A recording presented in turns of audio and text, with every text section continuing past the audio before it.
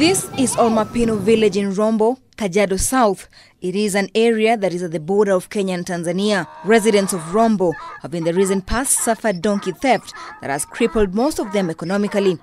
However, after the closure of 4 donkey abattoirs in the country, the situation is getting better. Farmers now are being encouraged to take care of the few donkeys left for productive results.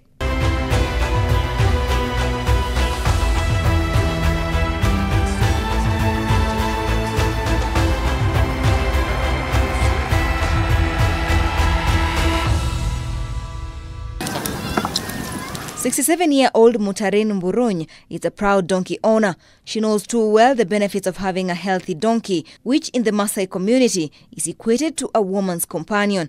Women are the ones who use donkeys more compared to men. Hence, in many cases, the beast of burden is not well taken care of. Kwa maana majani kinunuliwa hakuna mahesabu ya punda.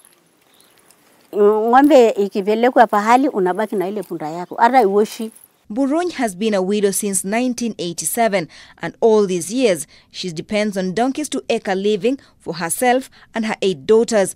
She explains of how she took her daughter to secondary school through the help of a close companion, the donkey. Nimeuza punda 4 wa kiume nikasomesha huyu msichana. Cynthia Nemayan is a testament of her mother's resilience in ensuring her girls get educated. Lack of school fees was never a hindrance for her to pursue education. At some point, I was supposed to go to high school, but there was no fee. So the only thing that my mother had was a donkey. So he went to 2 of my neighbors, and then he was given 2 bags of beans. And the cost of that donkey was about 3K at the local market. So the 2 bags was about 2,000, so that was 4,000. Plus the 3,000 of the donkey, that is a total of 7,000. That was the only income or the only amount that we could afford for me to enroll to a high school. It is to this end that the African Network for Animal Welfare, ANO, in collaboration with the county government of Kajiado, started a sensitization campaign amongst women who are the major custodians of the donkeys. Sensitizing them as to what ensuring that the animal's health and welfare is actually taken care of.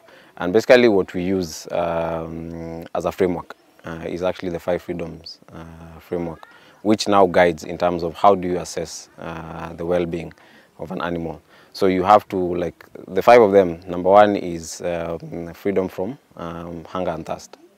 That means you have to take care in terms of the nourishment and of the animal and ensuring that this animal is actually given regular water and stuff like that. The other one also is freedom from pain and injury and disease. Now this one is where now how do you seek medical intervention when your donkey is not feeling well? So ensuring that you get in touch with the county veterinary officers to ensure that the animal is actually taken care of. The donkey is an equally very important animal in terms of health, whose health should also be looked at the same time as they look at the other animals, such that if you are deworming the other animals, let the donkey also get the dewormer, and if you are giving them the salt licks, let them also get the salt licks, and also how to identify the diseases of donkeys that affect donkeys, and also some of the zoonotic diseases that affect both the donkey and the human beings. Donkeys are prone to zoonotic diseases like rabies and anthrax, which can directly be transmitted to humans. The veterinary officers carried out vaccination, deworming, as well as nutritional supplements on the animals to ensure their general well-being. What captures my attention is the fact that there are zoonotic diseases that are transmitted from animals to humans, which this exercise helps curb. Zoonotic diseases are specific conditions that can be transmitted from humans to animals and vice versa. And like any other animal, the donkey is also prone to specific zoonotic diseases. One of them being, for example, rabies. Now this is a very fatal viral disease that affects all warm-blooded animals.